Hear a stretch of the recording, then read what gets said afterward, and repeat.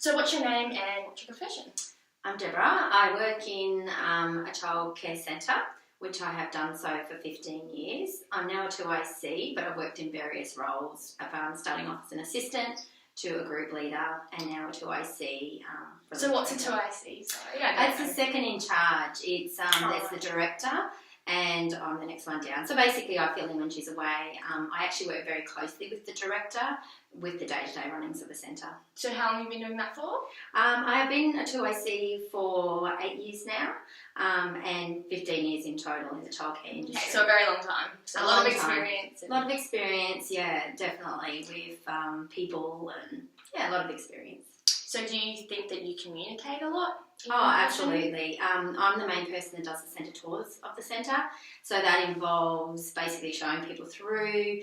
Centre tours is going through everything from the day-to-day runnings of the centre, asking parents what their concerns are with their children, what their expectations are of a childcare centre. So I communicate, definitely, day in, day out. Yeah. So what sort of people do you communicate with? We have our new families that come to the centre. So basically it's very much mum and dad coming to look through a centre for their either new awaiting baby or children from under 5. So definitely a lot of families, I communicate with. Yeah. So do you think that communication is important in your profession? Absolutely. Absolutely. It's important because if I'm showing a new client around, I know nothing about this person, I know nothing about the child. It's very important to get all the information on a child, down from their likes, their dislikes, do they have allergies, do they have social anxiety, maybe they have separation anxiety from their families. Yeah. I have to gather all this information on a day-to-day basis, so it's very important. So do you think it's a lot to keep track of all this information? Or yeah, it is. We record all the information, so basically after I do a centre tour, if the family's happy with the centre, what they do is they follow an enrolment process.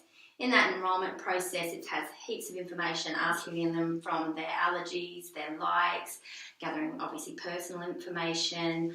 That's the process we go through. So it's documented. Yeah, so in regards to communication, what do you think is probably two most skills of communication that are really crucial? Definitely when I show a family through the centre, I definitely question them. Yeah. So it's asking lots of questions about them. It's simple questions as far as being friendly. I mean, you don't want to be... When I I want to put a personal effect on it, a warm effect. So I don't want to become very regimented with my questioning. It's very much saying from down, do you live locally? Is this easy to get to? So more family, like building a rapport? Rapport, absolutely. Building that rapport with them to make them feel comfortable that we're going to leave. They leave their precious little children in our care.